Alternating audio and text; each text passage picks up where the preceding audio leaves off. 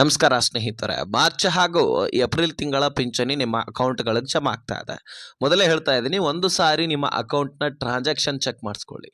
ಯಾಕಂದರೆ ಒಬ್ಬೊಬ್ರಿಗೆ ಬಂದಿರುತ್ತೆ, ಒಬ್ಬೊಬ್ಬರಿಗೆ ಬಂದಿರೋದಿಲ್ಲ. ಹೀಗಾಗಿ ಕ್ಲಿಯರಿಟಿ ಸಿಗುತ್ತೆ ಟ್ರಾನ್ಸಾಕ್ಷನ್ ಚೆಕ್ ಮಾಡಿಸ್ಕೊಳ್ಳೋದ್ರಿಂದ. ಯಾಕಂದರೆ ಒಬ್ಬೊಬ್ರದ್ದು EMIಗಳು ಕೂಡ ಇರ್ತವೆ, ಅಕೌಂಟ್ಗಳಿಗೆ ದುಡ್ಡು ಬಂದರೂ ಅದು ಕಟ್ ಆಗ್ತಿರುತ್ತೆ. ಹಾಗಾಗಿ ಒಂದು ಸಾರಿ ಟ್ರಾನ್ಸಾಕ್ಷನ್ ಚೆಕ್ ಮಾಡಿದ್ರೆ ಕ್ಲಿಯರಿಟಿ ಸಿಗುತ್ತೆ. ಯಾಕಂದರೆ ಈ ರೀತಿ ಪ್ರಶ್ನೆಗಳು ಬಹಳಷ್ಟು ಜನರದ್ದು ಬಂದಿದೆ, ಅಕೌಂಟ್ಗೆ ದುಡ್ಡು ಬರ್ತಾ ಇಲ್ಲ ಅಂತ. ಇದನ್ನು ಹೊರತುಪಡಿಸಿ ದುಡ್ಡೇ ಬಂದಿಲ್ಲ ಅಂದರೆ ಇನ್ನೊಂದು ಕಾರಣ ಇದೆ. ಯಾಕಂದರೆ ಸರ್ಕಾರ ಖುದ್ದಾಗಿ 23 ಲಕ್ಷ ಜನರನ್ನು, ಪಿಂಚಣಿದಾರರನ್ನು ಈ ಪಿಂಚಣಿ ಯೋಜನೆಯಿಂದ ಹೊರಗಿಟ್ಟಿದೆ. ಹೌದು, ಇದೆ ನಿಜವಾದಂತಹ ಮಾಹಿತಿ. ಹಿರಿಯರು, ಅಂಗವಿಕಲರು, ವಿಧವಾ ಮಹಿಳೆಯರು ಯಾರು ಬೇಕಾದವರನ್ನು ಕೂಡ ಹೊರಹಾಕಿದೆ. ಹಾಗಾದರೆ ಅನುಮಾನ ಬಂದರೂ ಸಹಿತ ಹೊರಗೆ ಹಾಕಿದೆ. ಯಾಕೆ? ಇದಕ್ಕೆ ಪ್ರಶ್ನೆ ಅಂತೂ ನೀವು ಕೇಳ್ತೀರಿ. ಅದಕ್ಕೆ ನಾನು ಉತ್ತರ ಕೂಡ ಕೊಡ್ಲಿಕ್ಕೆ ಸಿದ್ಧನಾಗಿದ್ದೀನಿ. 23 ಲಕ್ಷ ಜನರನ್ನು ತೆಗೆದುಹಾಕಲಿಕ್ಕೆ ಕಾರಣಗಳನ್ನು ಸರ್ಕಾರವೇ ಖುದ್ದಾಗಿ ಕೊಟ್ಟಿದೆ. ಇನ್ನು ಅನುಮಾನ ಬಂದಂಥವ್ರನ್ನ ತೆಗೆದುಹಾಕಿರತ್ತಲ್ಲ, ಅದಕ್ಕೆ ಸೊಲ್ಯೂಷನ್ ಕೂಡ ಇದೆ. ನೀವು ಎಲಿಜಿಬಲ್ ಇರ್ತೀರಿ, ಆದರೂ ಸಹಿತ ನಿಮ್ಮನ್ನು ತೆಗೆದುಹಾಕಿದ್ರೆ ನೀವು ಮತ್ತೆ ಒಂದು ಕೆಲಸ ಮಾಡಿ ಮತ್ತೆ ದುಡ್ಡನ್ನು ನೀವು ಪಡ್ಕೊಳ್ಬಹುದು. ಸರ್ಕಾರವೇ ಹೇಳ್ತಕ್ಕಂತಹ ಮಾಹಿತಿ. ಜಮಾ ಆಗಿಲ್ಲ ಅಂದರೆ ಈ ಕೆಲಸ ಮಾಡುವುದರ ಮುಖಾಂತರ ಜಮಾ ಪಿಕ್ಸ್ ನಿಮ್ಮ ಅಕೌಂಟ್ಗಳಿಗೆ ಬರಲಿಕ್ಕೆ ಸ್ಟಾರ್ಟ್ ಆಗುತ್ತೆ. ಹಾಗಾದರೆ ಬನ್ನಿ, ವಿಡಿಯೋನ ಆದಷ್ಟು ಕೊನೆವರೆಗೂ ವಾಚ್ ಮಾಡಿ.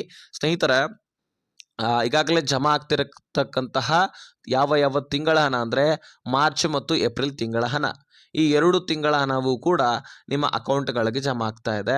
ಇಂದು ಕೂಡ ನಿಮ್ಮ ಅಕೌಂಟ್ಗಳಿಗೆ ಜಮಾ ಆಗ್ತಾ ಇದೆ. ಇದು ಜಿಲ್ಲಾ ವೈಸ್ ಅಂತೇನಿಲ್ಲ, ಯಾರು ಎಲಿಜಿಬಿಲಿಟಿ ಇರ್ತಾರೋ ಅವರೆಲ್ಲರ ಅಕೌಂಟ್ಗಳಿಗೆ ದುಡ್ಡು ಜಮಾ ಆಗುತ್ತೆ. ಉದಾಹರಣೆಗೆ, ಈಗಾಗಲೇ ನೀವು ಅಪ್ಲಿಕೇಶನ್ ಹಾಕಿರ್ತೀರಿ, ಎಲಿಜಿಬಿಲಿಟಿ ಎಲ್ಲವೂ ಕೂಡ ಕನ್ಫರ್ಮ್ ಆಗುತ್ತೆ, ಈಗಾಗಲೇ ಜಮಾ ಆಗ್ತಾ ಇದ್ರೆ ಖಂಡಿತವಾಗ್ಲೂ ಜಮಾ ಆಗುತ್ತೆ. ಇನ್ನು ನಿಮಗೆ 1 ತಿಂಗಳು ಅಥವಾ 2 ತಿಂಗಳ ಗ್ಯಾಪ್ ಬಿಟ್ಬಿಟ್ಟು ಜಮಾ ಆಗ್ತಾ ಇದ್ರೆ ಅದಕ್ಕೆ ನೀವು ತಲೆ ಕೆಡಿಸ್ಕೊಳ್ಳುವಂಥ ಅವಶ್ಯಕತೆ ಇಲ್ಲ. ಯಾಕಂದರೆ ಇದನ್ನು ಖುದ್ದಾಗಿ ಸರ್ಕಾರವೇ ಡಿಲೇ ಮಾಡಿ ಜಮಾ ಮಾಡ್ತಕ್ಕಂಥದ್ದು. ಯಾವಾಗ ಗ್ಯಾರಂಟಿ ಯೋಜನೆಗಳು ಬಂದವೋ ಅವಾಗಿನಿಂದಲೂ ಕೂಡ ನೀವು ನೋಡ್ತಾ ಇದ್ದೀರಿ, 1 ತಿಂಗಳ ಹಣ 2 ತಿಂಗಳ ಬಿಟ್ಟು ಅಥವಾ 3 ತಿಂಗಳ ಹಣ ಬಿಟ್ಟು ಈ ರೀತಿ ಜಮಾ ಆಗ್ತಾ ಇರುವಂಥದ್ದು. ದಿಢೀರನೆ ನಿಮ್ಮ ಅಕೌಂಟ್ಗಳಿಗೆ ಜಮಾ ಆಗಬೇಕಂದ್ರೆ ದುಡ್ಡು ಖಂಡಿತವಾಗ್ಲೂ ಆಗೋದಿಲ್ಲ.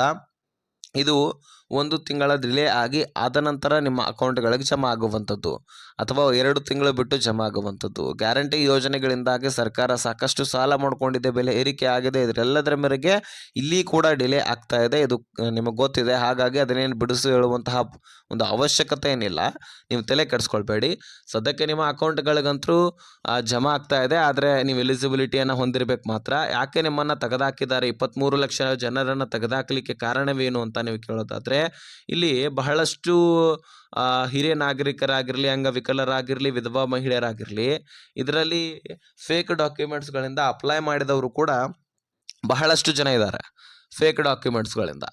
ಅದೇ ರೀತಿಯಾಗಿ ಬಹಳಷ್ಟು ಜನ ತೀರಿ ಹೋಗಿದ್ರು ಸಹಿತ ಈ ಯೋಜನೆಯ ಮುಖಾಂತರ ದುಡ್ಡನ್ನು ಪಡ್ಕೊಳ್ತಾ ಇರುವಂಥದ್ದು. ಇದರ ಜೊತೆಗೇನೆ ಗೃಹಲಕ್ಷ್ಮಿ ಯೋಜನೆಯಲ್ಲಿ ಕೂಡ ಮುಖ್ಯಸ್ಥೆ ತೀರಿ ಹೋಗಿದ್ರು ಸಹಿತ ಅವರು ಇನ್ನೂ ಕೂಡ ಕುಟುಂಬಸ್ಥರು ಅವರ ಅಕೌಂಟ್ಗಳಿಗೆ ದುಡ್ಡನ್ನು ಪಡ್ಕೊಳ್ತಾ ಇದ್ದಾರೆ. ಮರಣ ಪ್ರಮಾಣ ಪತ್ರವನ್ನು ಯಾವಾಗ ತೆಗಿಸ್ತಾರೋ ಆವಾಗ ದುಡ್ಡು ಅಕೌಂಟ್ನಿಂದ ಓಪನ್ ಮಾಡ್ಕೊಂಡು ಬಿಡ್ತಾರೆ. ಈಗ ನಿಮ್ಮೆಲ್ಲರಿಗೂ ಕೂಡ ಗೊತ್ತಿದೆ, SIR ಪ್ರಕ್ರಿಯೆ ಕೂಡ ಜಾರಿಯಲ್ಲಿದೆ. ಕೇಂದ್ರ ಸರ್ಕಾರ ಎಲ್ಲ ಕಡೆಗೂ ಕೂಡ ಮಾಡ್ಲಿಕ್ಕೆ ಹೇಳಿದೆ. ಚುನಾವಣೆ ಆಯೋಗ SIR ಪ್ರಕ್ರಿಯೆಯನ್ನು ಎಲ್ಲ ರಾಜ್ಯಗಳಲ್ಲಿ, ಎಲ್ಲ ಜಿಲ್ಲೆಗಳಲ್ಲಿ, ಎಲ್ಲ ತಾಲೂಕಿನಲ್ಲಿ ಕೂಡ, ಹಳ್ಳಿ ಮೂಲೆಗಳಲ್ಲಿ ಕೂಡ ನಡೆಸ್ತಾ ಇದೆ. ಹೀಗಾಗಿ ಹೊರದೇಶದವರು ನಮ್ಮ ರಾಷ್ಟ್ರದಲ್ಲಿ ಬಂದು ನೆಲೆ ಊರಿಸಿರ್ತಕ್ಕಂಥದ್ದು, ಅದರಲ್ಲಿ ಮುಖ್ಯವಾಗಿ ಬಾಂಗ್ಲಾದೇಶೀಯರು. ಸೊ ಹೀಗಾಗಿ ಇದೆಲ್ಲವೂ ಕೂಡ ಕಂಡು ಹಿಡಿಲಿಕ್ಕೆ ಅದನ್ನು ಮಾಡಿರ್ತಕ್ಕಂಥದ್ದು. ಆದರೆ ಇಲ್ಲಿ ಸಿಕ್ಕಿ ಬೀಳ್ತಾ ಇರುವಂಥದ್ದು ನಮ್ಮ ರಾಷ್ಟ್ರದ ಪ್ರಜೆಗಳು ಕೂಡ ಹೌದು. ಯಾಕಂದರೆ ತೀರಿ ಹೋಗಿದ್ರು ಸಹಿತ ಅವರ ಹೆಸರಿನಲ್ಲಿ ಇನ್ನೂ ಕೂಡ ದುಡ್ಡನ್ನು, ಯೋಜನೆಗಳನ್ನು, ಲಾಭಗಳನ್ನು ಪಡ್ಕೊಳ್ತಾ ಇರುವಂಥದ್ದು ಲಕ್ಷಾಂತರ, ಕೋಟ್ಯಾಂತರ ಫಲಾನುಭವಿಗಳು. ಹೀಗಾಗಿ ಈ ಪಿಂಚಣಿ ಯೋಜನೆಯಲ್ಲಿ ಕೂಡ ಹಾಗೆ ಸಿಕ್ಕಿದ್ದಾರೆ. ಅವರನ್ನು ತೆಗೆದುಹಾಕುವಂತಹ ಕೆಲಸ ಮಾಡಿದೆ ಸರ್ಕಾರ. ಇನ್ನು ಅನುಮಾನ ಬಂದಂಥವರನ್ನು ಕೂಡ ತೆಗೆದುಹಾಕಿದೆ. ಅವ್ರಿಗೆ ಒಂದು ಸೊಲ್ಯೂಷನ್ ಕೊಟ್ಟಿದೆ. ಓಕೆ, ನೀವು ಎಲಿಜಿಬಲ್ ಇದ್ದೀರಿ, ಬದುಕಿದ್ದೀರಿ, ನಾವು ನಿಮ್ಮನ್ನು ತೆಗೆದುಹಾಕಿದ್ದೀವಿ, ನಿಮಗೆ ದುಡ್ಡು ಜಮಾ ಆಗ್ತಾ ಇಲ್ಲ ಅಂದರೆ ನೀವು ನಿಮ್ಮ ಲೈಫ್ ಸರ್ಟಿಫಿಕೇಟ್, ಹೌದು, ಜೀವಿತ ಪ್ರಮಾಣ ಪತ್ರ ಅಂತ ಕರಿತೀವಿ. ಆ ಪ್ರಮಾಣ ಪತ್ರವನ್ನು ನೀವು ಯಾವ ಬ್ಯಾಂಕ್ ಅಕೌಂಟನ್ನು ನೀವು ಈ ಯೋಜನೆಗೆ ಲಿಂಕ್ ಮಾಡಿಸಿರ್ತೀರಿ ನೋಡಿ, ಆ ಬ್ಯಾಂಕಿಗೆ ಹೋಗಿ ಸಬ್ಮಿಟ್ ಮಾಡಿ. ಅವರು ಮೇಲಧಿಕಾರಿಗಳಿಗೆ ಕಳುಹಿಸಿ ಮತ್ತೆ ನಿಮಗೆ ದುಡ್ಡು ಜಮಾ ಆಗುವಂತೆ ಮಾಡ್ತಾರೆ. ಯಾಕಂದರೆ ಸ್ನೇಹಿತರೆ, ಸರ್ಕಾರಕ್ಕೆ ಕನ್ಫರ್ಮ್ ಮಾಡಬೇಕು.